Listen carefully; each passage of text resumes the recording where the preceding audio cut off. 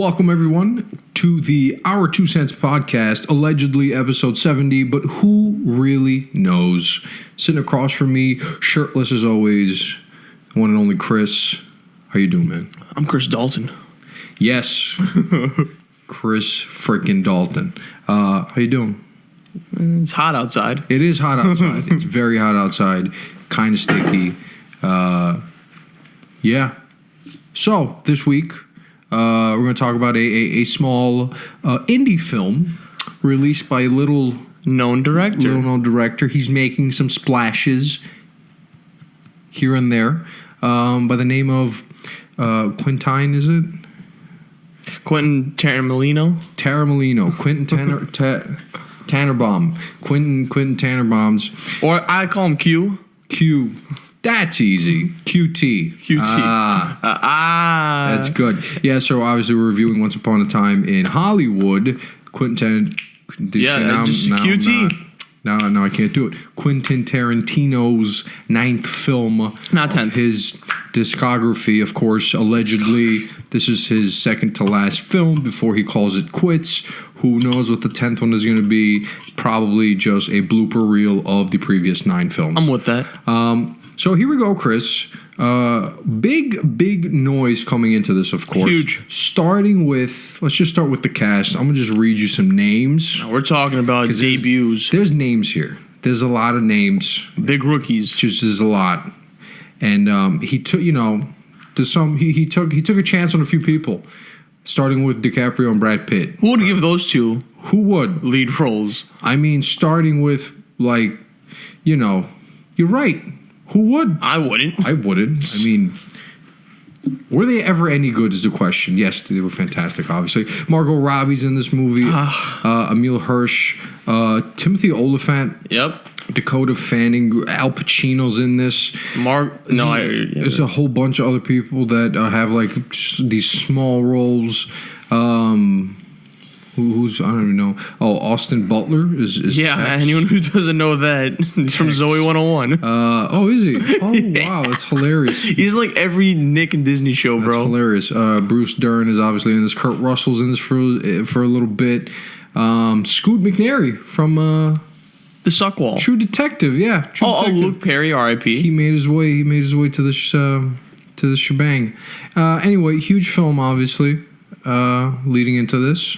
Starting with the cast, of course, but just the usual Tarantino sort of name. I will say, though, the thing with Tarantino is I feel he doesn't really attract the regular, of course, moviegoer, I would say. And if you look at the box office of his films, they don't really explode, right? You'll get some that go north of maybe 200, like your Django's, but most of them, they're a good return, but they're not really box office, explosions or whatever. They're successes. They're more quality over quantity. Definitely that sort of situation. So heading into this, it was always, it's always tough when I go into a Tarantino movie. So this is only the second one I've ever seen in theaters. And how familiar are you with his work? Well, obviously, Reputation, we know about QT. Sure.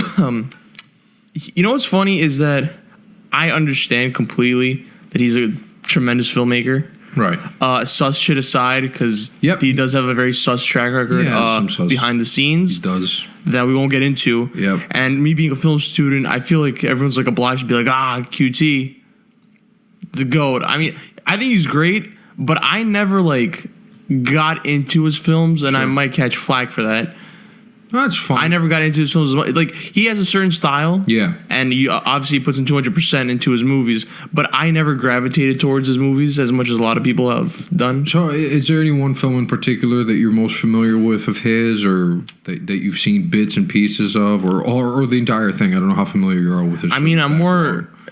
I haven't been up to date with the... I didn't watch the last one. So the last one was The Hateful Eight. Yeah, I didn't see that one. Right. You saw that. I saw that one, yeah. And you told me you liked it. Underrated.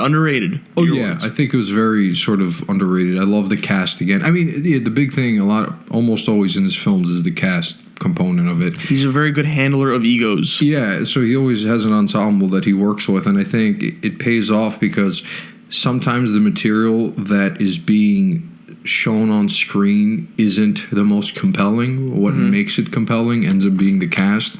And so it's almost a necessity that he has the Brad Pitts of the world, the Leo DiCaprios of the world, and such like that, right? Because they elevate scenes, right? That's what this movie's all about, to be honest. If you have these scenes with actors that aren't up to par, it falls very flat. It falls very flat. Like, there's very intricate things that he does in his films that I think if you don't have the right casting, if you don't have the right caliber of actor, you can't really vibe with it as hard, right? And I mean, from Inglourious, like I love his backlog of films. I think the only one I haven't seen so far is Jackie Brown, and I haven't seen the Grindhouse film that he made, which is like a B sort of action film that he made a couple years ago. Yeah, I mean, I love like Pulp Fiction, Glorious Bastards, and Django. You've seen all those? Yeah. I'm just like, again, it's just his style isn't my cup of tea. Which is perfectly fine. Yeah, but I still acknowledge that he makes goat films. Absolutely, yeah. I mean, it's always Tarantino is acquired taste. Yes, I liken him to olives. Okay. Not everybody likes olives. Or pickles. Or pickles, sure. But I feel like over time, some people develop a taste. Some people don't. But cult following. It's very rare that, you start off the bat loving Tarantino. Yeah. I feel like he really is, you're right, an acquired taste. And for me, it took a long time. Like, I hadn't seen Inglourious Bastards till I want to say about 2-3 years ago. I'd seen Pulp Fiction. It was like a good film to me. But now when I watch it back, I absolutely love it. It's hilarious. It's like, I absolutely love Pulp Fiction. So really, I sort of vibe with his shtick. Is there anything in particular with his style that you don't necessarily vibe with, or that you think, detracts from? No, I mean, I know, like, I'm all for action, but like excessive violence isn't nearly my shtick. Okay. And he does use a lot of vulgar language. He does, yeah. Because a lot of it, it's not like not cringe to a fact where it's like, oh, that's like corny, but it's cringe to a fact where it's like, yo, that's too much. Right. That's kind of where I stand with that. Yeah. Again, call me soft. That's fine. No. It's just not my. No, not at all. I feel like you're right, because to a degree, it does pull you out of the moment sometimes. Like, I know there's some moments I think where it fits, where like in Django, I think it fit. Right. And Inglourious Bastards is almost like, because it's a fictional interpretation of historical events to that degree of extreme fiction, you're like, okay. Makes sense. Makes sense, but also I can understand why it does pull you out. So, okay, so heading into this, right?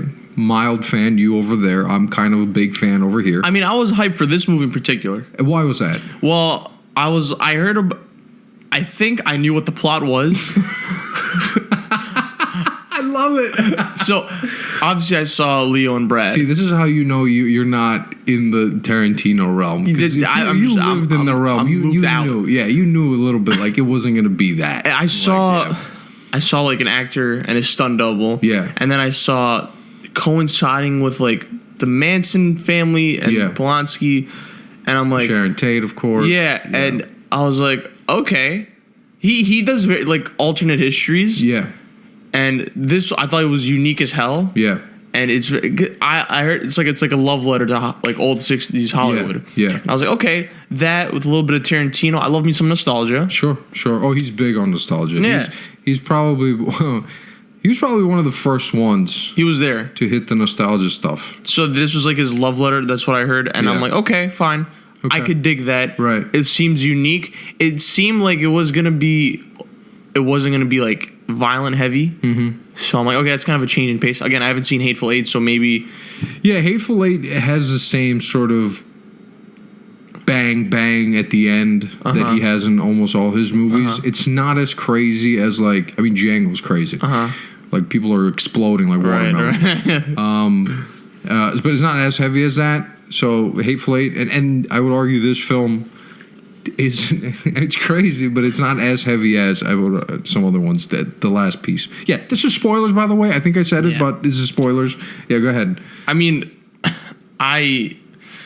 for me, it's the ending that's like, okay, this is Tarantino. Right. That last like 30 minutes is like pure Tarantino. I'm like, okay, so this is what we're getting into. Yeah, but before we get there, on the bright side, I didn't know like how it would. I did read that the ending would divide fans, and I could totally see it. Yeah, I see why the ending divides fans. So going into it, I was like, okay, so I don't know where this is heading. Because if you read the plot and it's like, okay, I don't know where this could lead up to. Yeah. Knowing him, this could go 1,800 different ways. Yeah. And it goes the way that you least think. Yeah. But yeah, I appreciate the unpredictability. Right. Yeah. Okay. So let's, I guess, Get into it. let's get into it. Yeah. Right. So the actual plot. Let me actually read. Okay, you're gonna help me out here because I still don't know what the plot is to this movie. So let me IMDb this, and I will ahead. do IMDb Once Upon a Time in Hollywood. I don't know what the plot is. Here we go. A faded television actor and his stunt double strive to achieve fame and success in the film industry during the final years of Hollywood's golden age in 1969 Los Angeles. Right? So a big thing about this plot summary is it's not about Manson. Right? Right. At all. Right? And I think, again, this is where I'm a bit frustrated when I sort of look at marketing and when I look at trailers and when I look at stuff like that, because it's such a misdirection. But isn't he like kind of prominent enough to be like Yes. to be dictating what's going out in terms of marketing? That's the thing. It could be one of two things. It could be him not giving a shit and marketing doing what marketing has to do to put asses in seats, Or he swerves. or he swerves on purpose. Yeah. Right. Which could be a big thing that he does. Right. What annoys me is that people will give it flack for this reason and will say that the marketing wasn't what the movie was. And in a way, I can understand the frustration. Right. Because Sharon Tate and Manson show up in the trailers enough times where you're like, oh, they're going to be prominent pieces of the movie. Well, this is what I thought. Yeah. I thought you had Rick and Cliff Right. struggling to get into Hollywood. Right. And during their big break, they get involved with that part of like Yeah. history. And I'm like, okay. And then we Right. have a little setup Right. where all the characters link. Right. Whereas it was really them running parallel without ever crisscrossing too much. But then I don't. And again, you guys might crucify me for not being like aware. Right. But then, what's the point of some of these characters being in the movie? Yeah, and I think that's valid criticism. I watched this with Kosh, my girlfriend, and she's a huge Tarantino fan, and she loved The Hateful Eight. It's like one of her favorite films. So we went. She was more excited to see this than I was. Believe it or not. Huh. And as we sat in the theater and we're watching this thing, and about 3 times throughout the course of this movie, she turns to me and she goes, "What the hell is going on? Or what is this about?" Son. Because you gotta understand, this is a long ass movie. This is a very long film. It's about 2.5 hours. And so here's the thing. I think this film, to generalize before I go into some specifics here, and I'll ask you some questions too. I feel like there is no other film that will understand the reasons for not disliking it more than this one. I think they're clear. Perfect words you just said, man. They're clear as daylight as to why you wouldn't like this movie, and I think it's very difficult to argue against it, right? Because it has nothing to do with the technicalities of this movie. Tarantino does this thing. Dude, there are some beautiful shots. The amount of shots he gets of Brad Pitt driving in just straight up traffic that looks smooth as hell. Walking to The walking, the driving, you have scenes of acting within acting sort of thing. Oh yeah. And there's transitions from like Leo in the pool, and then it Yes. shows like them coming out of their house. Yeah, which is sort of the one That's hard to pull off. The one other medium that this sort of plot reminded me of is Grand Theft Auto 5, where you basically play as 3 different characters and you swap out whenever sort of the Right. story needs you Okay. to. Which is that's- very similar to this, That's right? a very unique analogy. yeah, oh yeah, very. I'm full of analogies. All right, Yandi. Yes, and you have that shot where like Leo's in the pool, it'll pull out, and you'll go into Sharon Tate's room, right? Right. And it's just the smoothest of yeah. transitions, right? And so the technicalities, it's not what people aren't going to like about this. So I want to ask you then, I guess, since we're talking about the negatives, let's do negatives first because we always just do it the other way around. But what was the number one thing that you sort of did not like about this film? Because I don't think. See, I don't want to like. I think if you're a Tarantino Speak fan, freely. I know you trying to hesitate because I'm trying to like hold back a little bit because speak freely, man. Who cares what it is? It's your opinion. Jeez. And if you're a Tarantino fan, I encourage y'all to be open to criticizing the movie because a lot of people do this, or it's just like because it's something like some person doing it, you have to like it. He definitely gets a pass. On a lot of shit, but that he does in his I films. think there are many things you criticize. Look, it's Tate hangs out with who is she? Is it Polanski or it's is Polanski and her ex-boyfriend? I forgot the dude's name. Yeah. Okay. See, I mixed up. That's my fault. Yeah. Being a little dumb. Now, I don't mind me some Margot Robbie. You could have her on the screen as much as you want. Sure. I'll be satisfied. Right.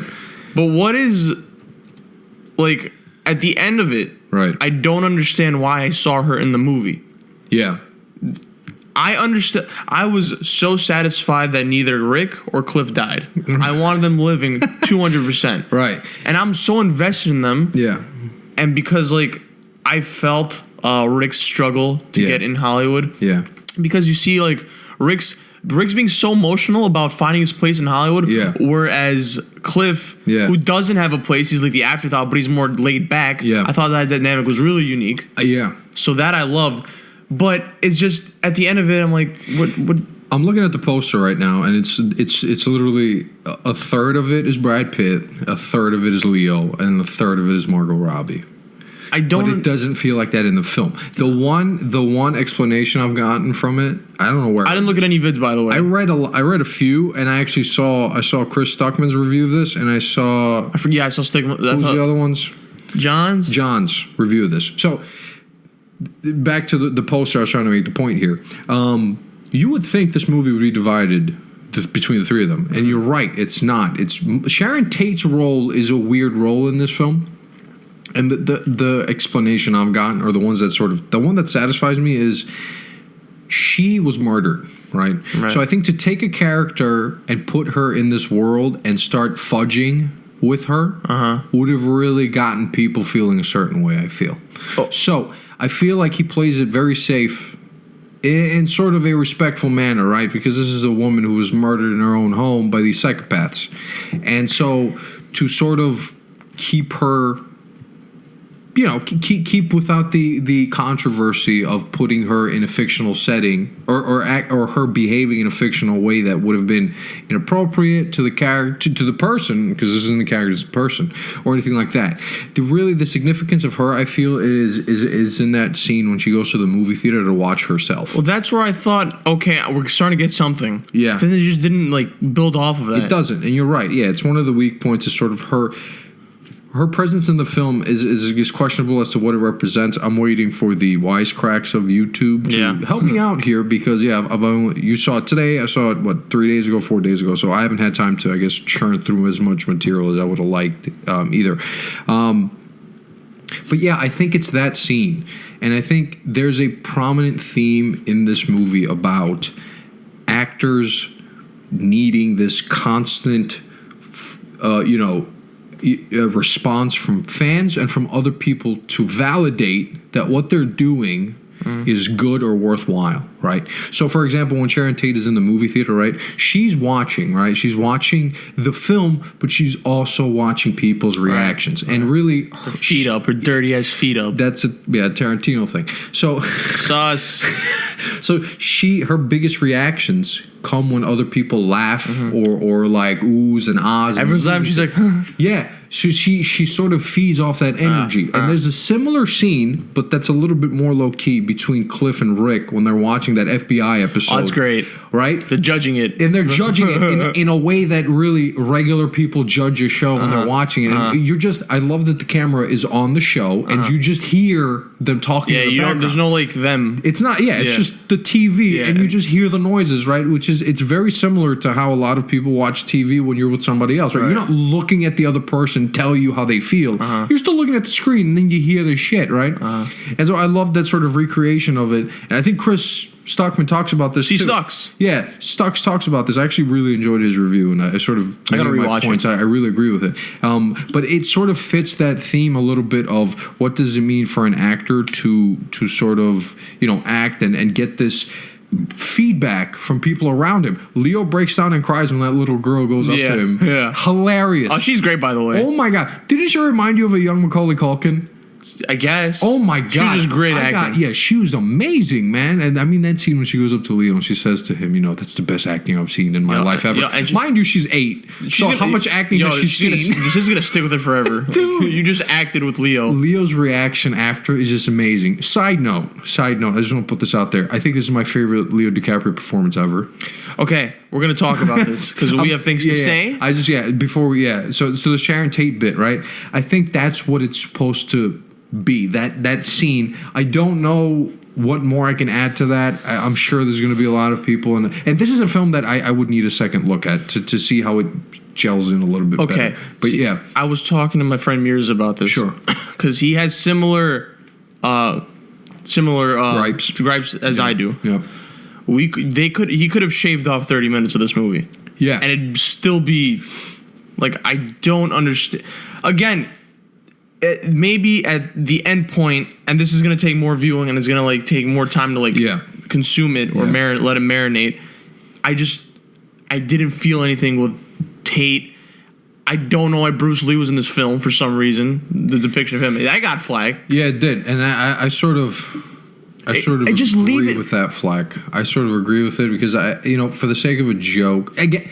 So the defense I've gotten of it doesn't add up to me, but I don't want to get into the controversies. But I think you should have just left it at Rick and Cliff's story. That's what it was. I want to touch on this point of shaving off 30 minutes or just in general that this was too long. So, and this is piggybacking off Stockman's review because again he sort of hit on points that I sort of found quite true. When we go on a film, we're so used to sort of seeing, at least I'm used to, I'll watch a film and every scene that I watch has to be significant and lead to something else, right? For example, in the beginning of a scene, someone will show you something. Let's pick Spider-Man, for example, right? Mm-hmm. Was it Spider-Man? No, not Spider-Man. Jesus, I'm thinking of Stranger Things. Okay. Remember when Dustin comes back from camp? Yeah. Spoiler here a little bit for Stranger Things. I can't believe we're talking about Stranger Things in a Tarantino movie. Remember when Dustin comes back from camp and he shows him this crazy radio tower shit? Yeah. I turned to my sister and I go, they're going to use that in the last episode to save somehow the world, right? I told you. And it ends up being the case, right? It would have been weird if they spent 5 minutes talking about this stupid, amped up ham radio. Mm-hmm. And they didn't use it at the end. You'd be like, well, that's a waste of time. You just cut that out, right? Mm-hmm. This film is full of that shit where you go like, well, what the hell did we need Margot Robbie dancing for 5 minutes for? You could have cut that out. Or you could have cut this out. You could have cut that out. And I feel like that's a valid criticism. If I think what you want from a film is for it to constantly have significance from start to end. If that's a criticism, if that's a sort of expectation and for you a requirement for film, then that's a valid criticism for this, right? Because there's a lot of stuff in here you're like, what the hell is the point of that, right? And I feel that. What I will argue against, and this is why I ended up liking this movie, which was weird because as I'm watching, I'm like, what the hell is going on? But by the end of it, I'm like, shit, I would like to rewatch that again. Mm-hmm. And it has to do with living with the characters as they do mundane shit. Yeah, I mean, that's what I got from it. Yeah. That's sort of the driver here. It is solely the characters. The plot is so thin. I don't know. I mean, this is straight character driven. This is such a character driven and not even a driven, film. It's a hangout movie. That's what Chris calls it, right? Stuckman. He calls it a hangout film. And I really think he hit the nail on the head with calling it that. He likens it to The Big Lebowski, which has many sort of hangout scenes in it, right? Where people are just sort of doing a thing that isn't amounting to anything significant down the line. For example, we have, Rick. He has that scene with Timothy Olyphant when he messes up, right? That's great. It's hilarious. But I can see why people would be watching. Like, why the hell are we watching a movie about a film being directed in front of us, right? Right? So there's moments like that. I sign on this thing of I found Rick Dalton hilarious as shit, right? I found Cliff Booth to be the coolest guy I've seen in a movie in a long time. God, right? I love Brad Pitt. So those two I mean, even Al Pacino's in this for like 2 minutes. Right. But I absolutely love him in this for 2 minutes. That scene when he looks at him and he tells him that basically of like, your star is fading, and all you're becoming is a punching bag. I felt that. Upcoming star. I was like, okay, so this is it. This is the story, Yeah. right? And he has, but he says it in a certain way, and he ends his speech, and I love the line where he tells him what's happening next week, right? Are Batman and Robin gonna Yeah. beat you up? Ba, ba. Pam, boom, zoom, right? And that's the It doesn't sound good when anybody else says it, but when Al Pacino says boom, bow, zoom, it sounds hilarious Yep, as yep. shit, right? So I think it has to do with, and again, this is just a me thing and the way I look at it. I would love for these characters to be in the background of any movie because they're just that interesting to me, right? And not necessarily because their lives are interesting, but it's because of just the way they say shit, the way they carry themselves, right? Rick in his trailer is hilarious to watch as he loses his shit because he can't remember his lines. Okay, but you see that I will argue that scene is necessary because it gives you some perspective on who Rick is. Sure, absolutely. But this absolutely. is besides like Sharon Tate going to the theater. I don't like you can't connect with these characters. This is why I should have said. This is why I said you should have left it at Cliff and Rick. Yeah. and we'll bring up Cliff. He does his own thing with one of the hippie girls. Yeah. Shout out to Margaret Qualley. That's the girl from Leftovers. Yeah, absolutely. Oh, she's great. Absolutely, yeah. Armpit hairdo. Hey, Summer of Love, bro. Hippie Rose. Summer of Love, But you bro. see, like, I think you get established of like who Cliff is. Yeah. Like through like that scene in particular. To Rick, you mean? no, Cliff. Oh, with the girl. Yeah. Okay. And also, he does this badass shit. He's a stunt double. Yeah. But like that scene with the hell was Bruce it? Lee? With Bruce Lee. Yeah. You didn't need it because I think that's there to try to establish that he's like, okay, this guy's really good at what he does. But so how did you interpret that scene? Because I've seen this scene interpreted differently. The way I saw it was he's on the roof, right? And he hears what Rick tells him about, oh, I can't get you this job because XYZ, right? And this. And I get it gives kind of a backstory a little bit. This is what I didn't. Okay, this movie does this a lot where I think it lingers too much on like these flashbacks. Right. Like they'll like describe Rick Dalton and then it shows his his filmography. Yeah. And they show like a long ass scene Yeah, they of do. like a scene he's done. And Yeah. I'm like, you could have cut that a little more. Yeah. Whether it's intentional or subjective, Yeah. I don't know. Yeah. Again, this you may can be, say you don't like it. That's perfect. but that's just maybe it's just Tarantino doing his thing. It is. Have you? So this is weird because I saw this movie. If I had seen this movie a year ago, I'm telling you right now, it would have felt very differently, and I'll tell you why. So about 4 months ago, I want to say, I finally sat down and I watched a few of Clint Eastwood's westerns. If you've watched any of those westerns, they're extremely slow. They're extremely methodical. People are doing regular shit. There's scenes of people talking for a long time. They're long movies, like 2 hours plus, right? So to see this fictional Rick Dalton in these roles of, and he ends up doing Italian westerns, which is a thing Clint Eastwood was known for. Yeah. I got a great sort of joy of watching that joke. Now, that joke doesn't work for you if you haven't seen spaghetti westerns. Yeah, right. spaghetti. That's what they're called, right? I know. The spaghetti westerns, right? Now, this film has almost to a bad extent too many of those. Where I think if you aren't well versed in the different genres of film, like even of course everybody misses jokes, and I missed, who knows, a good chunk of jokes, right? But if you aren't well versed in film in general, and then also aren't well versed in Tarantino's films, a lot of shit is going to blow by you, and you're going to think about, damn, what the hell is the point of that? This is why I couldn't find anyone to watch this movie with. I went alone. There's so many jokes from other Tarantino movies Right. in this movie, right? And I feel like, yeah, it's a bit cheap, and it's like, well, what really does that matter?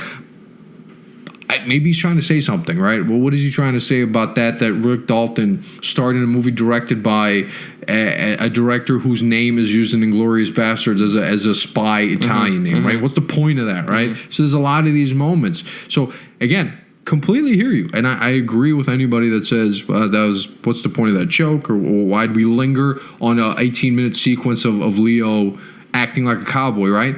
I, however, loved it because I'm like, this dude, I know him what he's like outside of a film, because you see him lose his shit, you see him stutter, you see him like do all his regular people stuff, and then when you see him act in the movie, it's almost funny because that's not the guy. Yeah. Right? He's not this suave cowboy. He's not this dude who knows what he's doing, right? Complete opposite. It's a complete opposite. So I think it's also a commentary on, again, the film industry a little bit as well. We as viewers don't ever get to see the likes of Rick Dalton when he's not a cowboy. This could low-key be a shot at like people who like interpret Quentin Tarantino. Because when you see Tarantino's movies and you just see like the violence and the action, the profanity, and then you see Quentin Tarantino in real life, he's not what you expect. Yeah. He's like, he stutters a lot. He's very weird. He's like cocaine up the ass. Like you don't think that guy's making these movies. Yeah, and that's what I mean. I feel like there's a bit of commentary here from him about that, right? About sort of what does it mean to be an actor and sort of this difference between the person you see on the screen and the person who they are off screen, right? Like off screen, Rick Dalton is this guy he's so fragile. Yeah. Right? He goes from the beginning of the movie where, that first scene where he's complaining to Cliff about, oh shit, my career is over, blah, blah, blah. I'm getting offered Italian spaghetti westerns. My star has fallen and everything. And then he drives up and he sees Sharon Tate and Roman Polanski and he's like, oh, my fortunes have turned. Yep. Right? All within the space of like 2 hours, right? You see how fragile he is as a person. He's swayed easily. Oh, but he's swayed so easily. And you think, well, he was this huge star. He had his own TV show. He starred in multiple movies and he still got this fragile ego, right? So he's saying something about that, and he's saying, Sharon Tate, this beautiful woman married to a magnificent director, who's looked at like a skinny. She's an icon, and yet she needs to go into films to get this sort of response of, "Am I doing a good job? Right? Am I doing this? Am I doing that?" So I enjoyed that play of what these characters looked like when they were just themselves and then what they looked like in these movies. But all right, well, now that you're bringing this up, okay, everything's kind of coming full circle now. This is sort of my interpretation. So I'm warming up to it a little bit now. Yeah, and perhaps this is me defending it. But it's so weird, but like, why would you use, I mean, I guess. I would use what? Like Sharon Tate with, all right, maybe there's a bigger story to it. And I know like what went on. Perhaps, yeah. Like in real life, but to coincide that with like these fictional characters you created with Rick Dalton, it's like, wow, that's a very unique blend of like weird characters. Mix. Yeah, and I think that again, a lot of directors will get a pass on this, but we say, oh, it's a Tarantino thing, right? I will say though, the weakest portion of this movie, unfortunately for me, as much as I love Brad Pitt is fantastic in this, is his sort of when he goes to the ranch. You don't like that? I wasn't a huge fan of it, and I'll tell you why. Because I feel like they robbed you of a moment. Okay, yeah, all right. Yeah, they robbed you of a moment because it's so. He ranks up the tension. Really, for the first time in the movie, it's there. No, I was like, okay, now it's about to flip. I was like, oh, some shit's gonna happen, Yeah. and he ends up going to the back, and it just turns into a joke, right? And I was kind of disappointed because I've seen Tarantino crank up, levels. Tension in films. Like if you've obviously Pulp Fiction has several where Samuel L. Jackson starts quoting the Bible and then he blows a dude's head off, right? You have it in Inglourious Bastards when they're sitting at the table and the dude realizes, oh, he's not a German, and then there's like a shootout, right? And that's middle of the movie, right? So this was also middle of the film. So I don't know if he's doing a wink to people who've seen his shit and are expecting some crazy drama at the end. Maybe he knows he's nearing the end of his career. Maybe it's that. Oh yeah, maybe it's a meditation on his movies in general. How you're always expecting a violent midpoint and it doesn't come here, right? There's literally no violence until the end, right? There's nothing, and even at the end, how many people die? It's only 2 or 3. Compare it with other films, it's like massacres, right? So for me, and it was sort of a point that was, he wrenches up the tension as you see Brad Pitt go into the rooms and he finally gets to the end and the dudes and it ends up being that he knows the hippies are there. Okay, he knows who these people that are. scene kind of encompasses what I'm saying about the criticisms. Because then what is the point of the hippies? To build up Charles Manson? Like I know what Charles Manson is. Charlie will love you. Yeah, and I think there's no like little stare down or anything like that. You only see Charles Manson once. Yeah. When he sees Sharon Tate briefly. Right. And he goes away. Again, this is sort of, I think, what we're used to is like, oh, this scene is meant to say something or be something, as opposed to it, again, playing defendant here, it would be like me saying, I don't think it's meant to say anything about the movie. It's meant to show what it was like back then. So this was a thing, by the way. This was a ranch, and they had this ranch, and they had this community, and this is perhaps what it looked like. This is an interpretation of what it looked like. So it was almost like, if you will, we, the audience, were Cliff Booth, and we were like, oh shit, what the hell's going on here? And we're wandering in and out of this. Right. And I think that's the way he uses this Manson backdrop. Is sort of characters flow in and out of the story of the Manson thing, but it's not really what the story's about. It's like this shit's happening. It's like news in the background. Yeah. Right? Yeah. The story's about them, and then Manson pops in and out. Yeah. His people pop in and out. It's not exactly what the marketing was, but yeah, I thought that was the weakest point, because it did that for me. Drew on. It drew on quite a bit, that point. And I then- mean, the pacing of this movie is it's slow. It's slow as shit. And if you don't like hang out, I feel like I and Chris Stuckman said this, and I agree with him 1,000% on this. This is a movie in 10 years that people will end up watching on streaming videos where they're chill and they're at home and they're not expecting the greatest movie of the year, and they're like, it's kind of funny. I was enjoying, and then they watch it more, and they watch it more and more, and then it grows in sort of stature. I don't think you're gonna love it as much as you will 10 years from now. Let's say, Probably. right? Because that's almost every Tarantino movie has been like that for me, except for Inglourious Basterds and Kill Bill. What, you didn't? I liked them from the start. Oh, okay. From the start, right? And I've liked them more as the years have gone by, but sort of from the start, I was like, damn, that was a fantastic film. Hateful Eight, I was like, oh, that was good. And then I thought about it, seen bits and pieces more, and I'm like, oh, yeah, it's a great film. Reservoir Dogs is very similar. Reservoir Dogs legit robs you of what the central thing is supposed to be in the film, which is a robbery. You don't see it. You see the people get together for the robbery. He skips over the robbery, and it's just The aftermath. the fallout. Yeah. And you're like, what the hell? So he's known for pulling the rug under you, and he's known for, in Pulp Fiction specifically, of this sporadic plot. Okay, so then this isn't new then. I don't think it's new, It's not new. right? I don't think it's new. What I think you could probably critique it with is just how weak the plot is compared to something like Pulp Fiction. In Pulp Fiction, characters bounce into each other way more than they do here, right? Way, way more. Whereas here, sort of, you have this main thread of Rick and Cliff, and then other people kind of bounce off of them. They really share the screen. They're the main actors in this movie. Pulp Fiction is kind of messy. Who the main actors are, you'd say John Travolta, but also Bruce Willis, and then Samuel L. Jackson, and then you have other people bounce in and out. So, yeah, it's kind of a thing. I wanted to ask you, who was your favorite in this? Okay, so, I mean, acting is spectacular in this movie. Yeah. Okay? Now, before I saw it, because two of my boys watched it, Yep. and they said it's Brad Pitt's movie. Yeah. So it was funny because like I'm gonna link it back to what I said before, that the for me one of the biggest strengths of the movie was the dynamic between Rick and Cliff, It's amazing. and it shows how like the person who's overreacting is the one that gets the attention the most, Yeah. as opposed to the one who's not getting the attention, who's just chill as hell. Yeah. So Brad Pitt is very Brad Pitt to me in this movie. Yeah. You know, He's a cool guy. He's a cool guy, great looking as like an old guy. Yeah. I mean, look, He's 50. dude, if I look like Brad Pitt at age 50, it's just not happening. Like half of Brad Pitt. I'll when I'm be 50. fine, but like I know it's not going to Good. happen. Absolutely. Hair's great. The Hawaiian shirt is lit. Dude, I'm all about Hawaiian shirts. I'm so happy they're making a comeback. Yeah, We saw Hopper and Stranger Things. I got Brad Pitt. Dude, Brad Pitt had it. Now and I it's love done. that one is just the complete opposite. Yeah. Of the other. Oh, he's got the glasses. But they both rock the Hawaiian shirt. I'm in love Absolutely, for it. bro. I got a Hawaiian shirt. I'm gonna start wearing that shit. Nah, it's cool now. You can do it. I'm gonna do it. You best believe it. And the scene where he's in the ranch Yeah. and he's not taking shit. Yeah.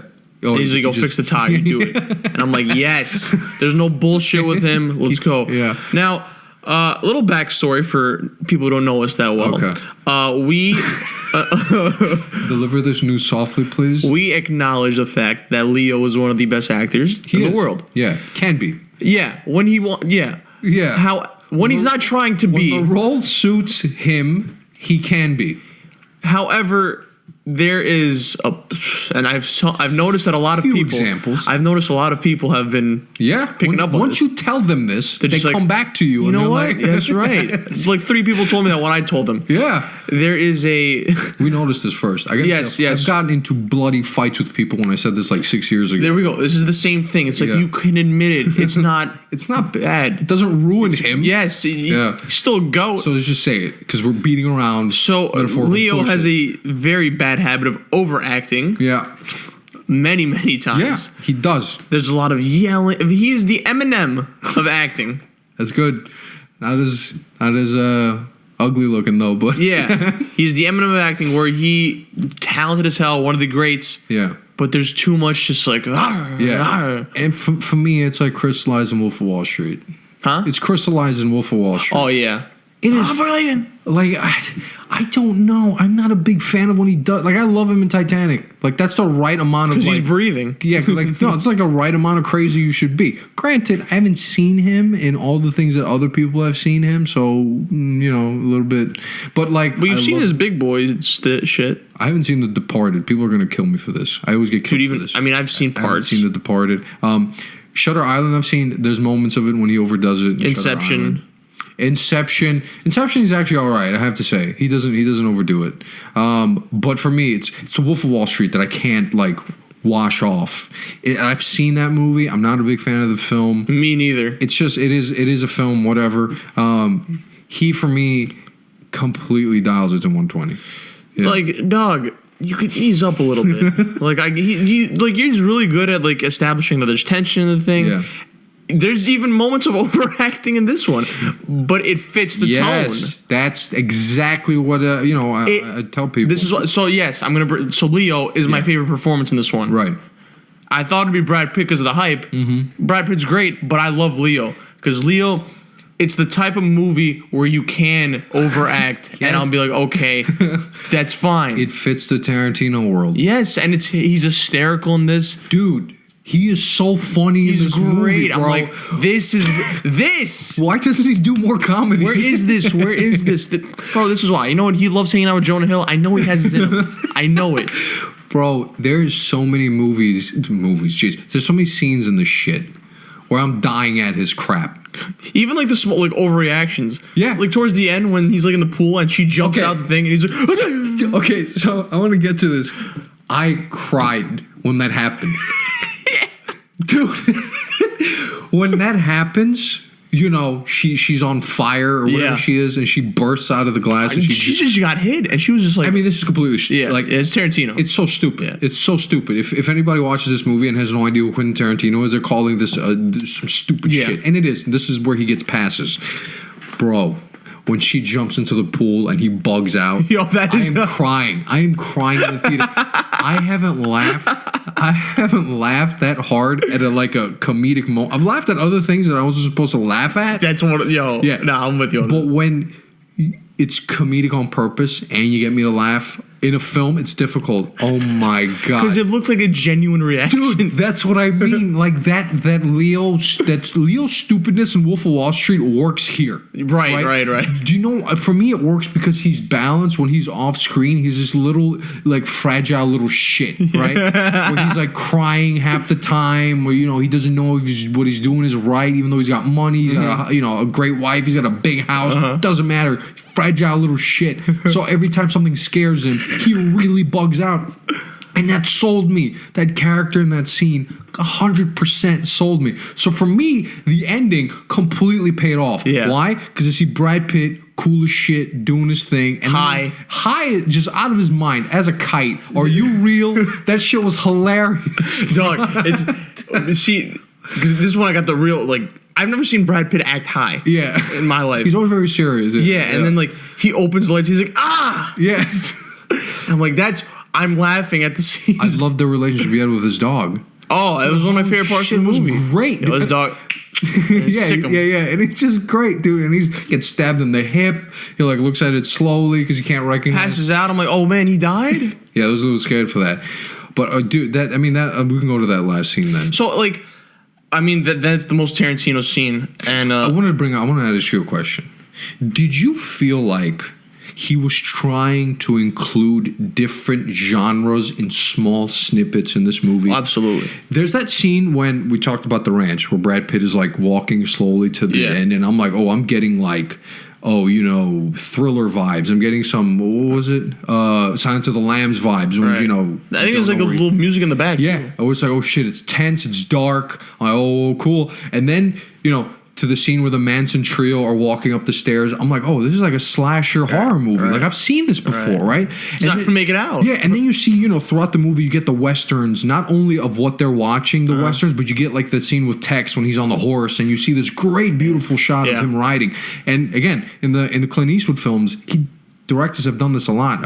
Directors slip my name right now, but they'll do these long angles, and you'll just see Clint Eastwood on his horse, and it'll be just a 45-second shot of just a horse riding, Right. which is very similar to what Tex does. So throughout the film, I got this vibe of, oh shit, it's a thriller. Oh shit, it's a horror. Oh shit, it's a western. Oh shit, it's different things. I don't know if you noticed that. I did throughout notice, it. and you, by the way, just brought it up that the ranch scene where he meets his friend George, that went nowhere. I don't know what the hell. That's what I was referring to earlier. I'm like, it's sort of he tensed it up and then it just poof. I don't understand the point of Didn't that, go but much. whatever. It was the joke.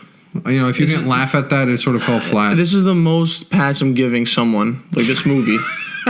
Like if it wasn't Tarantino, I'd be shitting on this movie right now. I know. I hear you. But I hear you. I can see think why. it's all you mentioned. It's a western. It's a little thriller. It's a comedy. Yeah. It's all that. It's a comedy. Yeah. Also, It's all that a drama. disguised in like a '60s Hollywood movie. Yeah. Like that's the gist of it. Yeah. You have like that underbelly Hollywood feel to That's what it with is. Pacino. Yeah. When he's like he's looking like he's evil and he's playing like those roles he used to play. Crazy director and all. Boom, zow. that's that stupid shit. Oh man. You got the woman. Oh my god. Okay, so this is very, very sort of off the beaten road. When Clint Eastwood used to play those westerns, right? Yeah. They were directed by Italians. And they used to have cast members who were Italian in the movie. They used to do this thing where not everyone would speak the same language during the movie. Clint Eastwood would talk in English, somebody else would talk in Italian. Right. Somebody else would talk in Spanish, Clint Eastwood would talk in English. And that's how they filmed it. And then they would just release it with subtitles, right? It's hilarious because number one, they make fun of it very briefly in the movie. But number two, you also get it with his wife who's Italian. Right. She speaks Italian several times throughout this movie, but you don't get subtitles. Most specifically, when after all the shenanigans happen, she's getting interviewed by the cops and she's like going on and on and on in Italian. And you're like, what the hell is she saying? You don't know, but you get the gist of what she's saying, right? That's a very little smidget thing that if you haven't encountered in a film before, you're like, I don't. But unfortunately, again, this was just because I just so happened to run across these movies 6 months ago. And if I hadn't, I'd be lost. But you see it and you're like, oh shit, he did this little thing.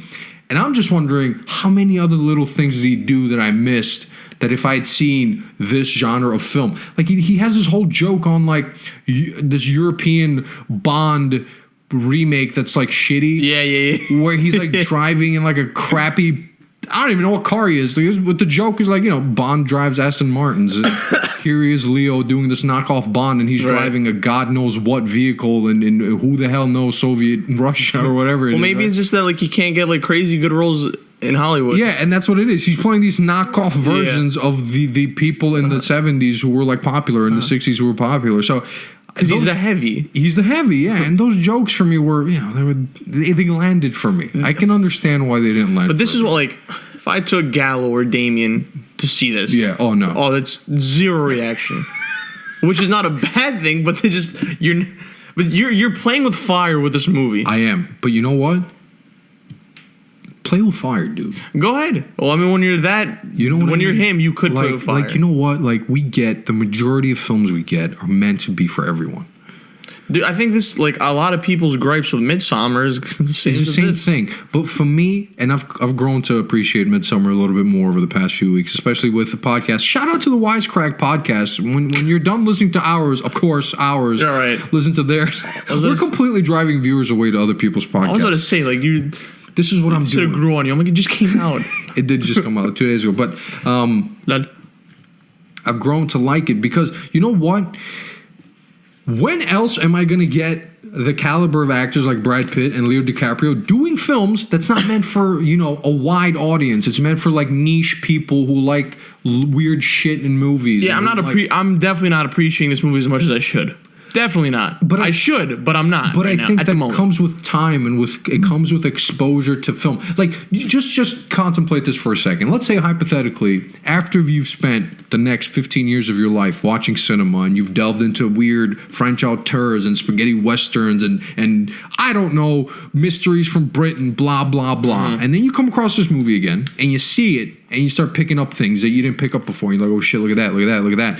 For me, that's incredibly difficult because he's made a movie that's not only going to stand the test of time, but it's going to grow with the viewer as they continue on their adventure of watching more films and hopefully exposing themselves to different genres, right? Like I hope people get encouraged after that to go watch some westerns, right? I try to fit them in every now and then. They have their, This little Saturday night movie. yeah, there's things that you may not like them, right? I'm not saying you're gonna like all of them, but at least I think you can grow to appreciate that he has a great backlog of knowledge of when it comes to just like off the beaten path sort of shit, right? And he includes it here. And I think the fact that you can watch this stuff in 10 years and go like, oh shit, look at that, look at that, look at that. I don't know. I think there's some value to that. Whereas, I loved Spider-Man. Which one? I'm gonna the one we watched, right? Far From Home. I'm gonna watch it twice. Yeah. Okay, let's say 3 times. Okay. Is that third viewing going to be so different from the first one? No. Not really. But I'll tell you what, I'm going to watch Pulp Fiction 10 years from now, and it's going to feel completely different than when I watched it 10 years ago, right? His films have that sort of, that thing where you can't chew and appreciate it fully that first go-round. And Very, so, very Kubrick-esque. absolutely. Kubrick's movies were shitted on when they came out. Yeah, dude, we watched Clockwork Orange, and yeah. we reviewed it on this podcast, and I have no idea what the hell the hype was. Right. I have no idea what the hell. I was like, okay, all right, it's a movie. But I'm sure that I'll watch it again somewhere down the line, and I'll pick up something I didn't before. I mean, 2001 was completely looked down you and upon. Steven, saw it, and you talked about it. So there's directors that do this, and I think you need to give these movies space to breathe. And I think we're not used to that because a lot of the films we watch nowadays are they're very, you watch it, you finish it, and then at most you go talk about Easter eggs, and you're done. I mean, then again, it's also how the consumer has grown up to consume these films. Absolutely. Chris Duckman talks about this. He says that, it goes back to the whole idea of every scene needs to mean something. We're so used to every scene having to loop together at the end, right? Yeah. Like, imagine watching Endgame and Doctor Strange doesn't show up. You would have a heart attack. Yeah. You would have a heart attack. True. Right? Or imagine it if you're watching it and God, I don't know, the Hulk doesn't show up. Or, I don't know, Black Panther doesn't show up. Or somebody doesn't show up. Everybody else does, but one person. You're going to lose your mind. Yeah. Like, why the hell did we see them in the movie before this movie, right? Because why? We're so used to it being a Lego house of like every piece has to make sense so that when we get to the end, it all makes sense. And here's a movie where it's like, nope, it's all flat. It's one level. Yeah. You're just seeing it from this perspective. Now, is that defensive? Am I defending a bad movie? I don't know. Perhaps I am, right? That's just my perspective of Bro, it. it's literally wine. This movie's wine. Oh, yeah. It's This movie's wine. and hopefully, I think it'll age really well. I think so, the too. Performances are amazing. Oh my gosh. I mean, both of them probably going to get I nominations. hope they get nominations. I would love it if Leo got a nomination and won because I would be vindicated from my shit. That for me will be his first Oscar win. I didn't see The Revenant, so again, that's another one of his evidence. Wait, so would Pitt get supporting or would he like I share? think Pitt would get a supporting one. Okay. I think. I don't actually. It's a tough one. It would be funny because it's actually split quite evenly because they go on their own adventures without the other. All right, quick. Yeah. We'll end with this. What did you think of the last scene with him being invited to the household? That's sort of. Oh yes, I love that you told me this. So Kasha sent me a screenshot of an article she was reading about this. I need to start reading more. Dude, and I highly recommend it. It's nice. Here's how I think it was the Vox review. The I think it was Vox or Vice or one of these V's. Can't remember right now. And it ends with this. It ends with, what if the ending of this movie is actually Cliff Booth being the stunt double he was always meant to be, take the hits for Dalton. Rick Dalton. And Rick Dalton is the hero of the story here because he saves Tate. Wow. Right? And so they end the story being the things that they were always trying to fit into in Hollywood as other characters, but it's their real life selves that end up fulfilling those roles for them. Wow. Boom, right? Holy it was crazy. shit. Yo, 10 out of 10. 10 out of 10. Oh shit, tonight again. Wow. Right? Doesn't that just like give you like the satisfaction? Because I was just like, why save Sharon Tate? Like, why is she in the movie? Blah, blah, blah. no, but I was like, why are we ending on that? Yeah. Them going to the house. Yeah. Huh. I think that's it. I think that's a way to look at it. Okay. You got to send me that article. Oh, I gotta. She only sent me screenshots of the Wow. ending because I think she really loved it too. That interpretation of it. But yeah, it sort of. I love that. I love that sort of look at it. That point of view. See, I got you all stunned. Wow. You're stunned right now. So, like, I'm thinking about the Leo. Who was talking to him in the gate? Was that no? I wasn't playing. This is the ex. Her Yeah. ex. He was just like, and he's like, And I telling want to him- hear the dialogue back because I'm sure there's little snippets of definitely. of something. He's just like, what the flamethrower? Oh, from that movie. He's like, yeah. Yeah. I'm like, He's really happy that he knows. Yeah. So he sort of, and that's the thing he was hoping for from the beginning of the movie is for Sharon Tate to see him or Polanski to see him, and hopefully he gets a film Right. and his star rises once again. Yeah. Who knows? Well, fuck Polanski. Yes. Real life human evil. Anyway, that's not why we review this movie. Moving on. Yeah. Is that anything I just else? want one thing on the Bruce Lee thing. Yeah, handled not too well. Not well at all. Because I was, when I, 1960s love letter from Tarantino, I'm like, okay, makes sense to have Bruce Lee. But yeah, I that- think you're going to like include them very whatever. That interpretation felt really off. Unless I'm reading. I mean, it the wrong. actor was good. I liked what the actor Yeah, did. he was. It's just that it felt weird to take an icon And just for, kind of metal him down. Yeah, and so to really put him down. The defense I've seen of it is supposed to be Cliff Booth's recollection of events, so he's going to remember himself as being hot shit. Also, with maybe it's Bruce Lee. altered. Right. It's supposed to be altered because it's either the events that he's remembering or it's a fantasy in his head because it cuts back to him in the roof Right, as if he remembered or thought it up, right? So that could be the thing. But to me, I'm like, if that was the joke, you could have, you didn't need to pick Bruce Lee to make the joke out of, right? You could put Chuck Norris and you could have beat the shit out of Chuck Norris. It would have been like, Yeah, that's word. fine. But Bruce Lee, like, Asian community don't got that many people to in Hollywood to And be he's- like, oh yeah. And he's number one, yeah, he's number one. in that sort of genre. So. And not a lot of the young, like the Yeah, younger audience sure. will know of him. Yeah, I mean, and this is how you portray him. Come and on. this is and it's a bit childish. I thought a bit immature. So with that, let's do scores. Let's give it a score, Chris. You can give it a score. I don't want to give it a score. I'll give it a score second. I know that some people are going to be like, oh, they didn't like it. No. There's just It's fair, dude. I think this is, again, as I said, there is going to be very little reason for me to argue with people as to why they didn't like it. Right. And I think if people are going to ask me to recommend this, I'm going to tell them go watch it. There's a good shot. You might not like it. no, yeah, there is. I got to Yeah. talk to Gallo about this. I'm giving it an 8.5 8.5? Holy shit. That is high. Yeah. Okay. because I'm taking myself out of like preference. Okay. and just looking at it as a movie too. As a film. Okay. because there's a lot of good stuff in here. Yeah. and Leo really brings Dude, it I'm over. telling you, I that last scene had me in tears, bro. I haven't laughed at like a comedy moment like that in a long time. I'm gonna give it an 8.3. Okay, I was thinking 8.3, but I'm like, Yeah, I'm going 8.3. because you know why? Because you bringing this shit full circle. And I'm bringing it. Yeah. It needs a little bit of bringing together. Yeah. You need a little bit of work to like mold it. I had an 8.2, 8.3, and then you told me about like some Tate And stuff. that end, I think. Yeah, that you cherry on the just cake brought for it you. up. It was 9. Yeah. It's a 10 out of 10. No. For me, I'm always okay with films making me do work. I know other people aren't, and that's a fair Nolan criticism. does it all the time. Yeah, and Nolan does it, yeah. So I think a lot of directors that we tend to vibe with are guys who have depth in their films, and I can understand why people don't like it. I, for one, fully enjoy it. I don't like, mind it. I like second viewing and third viewings of films that I've enjoyed before, so this is definitely one that I will do that with. So yeah, 8.3, 8.5, right on line with Metacritic actually. Nice. Would you believe? It's kind of brazy. Would you believe? Yeah. Hopefully we see some nominations out of this. We definitely will. Thanks for hanging with us. That was a whole hour. I mean, we had enough storage. We did have enough stories for this month. What are we doing next week? What's coming out this week? I don't know. Oh, I know what's coming out this week. Oh my god. What? Yeah, you know what's No, I going don't. on. I don't. Wait, no. Yeah. Wait, next week is August. What the hell is August? I don't know, man. FNF.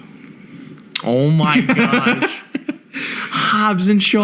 Hobbs and Shaw, the bros. Shyam's gonna Our- come back for this one. He's coming back specifically. We're flying him out first class out of Cairo ASAP to get to this review. He's been waiting for this movie. He's for a been while. waiting. We keep him in the sidelines for these moments. It's like waiting. It's like keeping Michael Jordan for Game 6s. And LeBron's for Game 7. Hersham is our Fast and Furious aficionado. Consigliere. Aficionado. Yes, say more Italian things. But yeah, I don't even know what we're gonna review. We'll see. He's the Fast and Furious connoisseur. Connoisseur, aficionado, yeah, all these nice big words. Yeah, thanks for hanging with us. We'll probably not review Hobbs and Shaw. We'll see. We'll see. We'll see. There'll definitely be another episode out though. As always, peace. Deuces.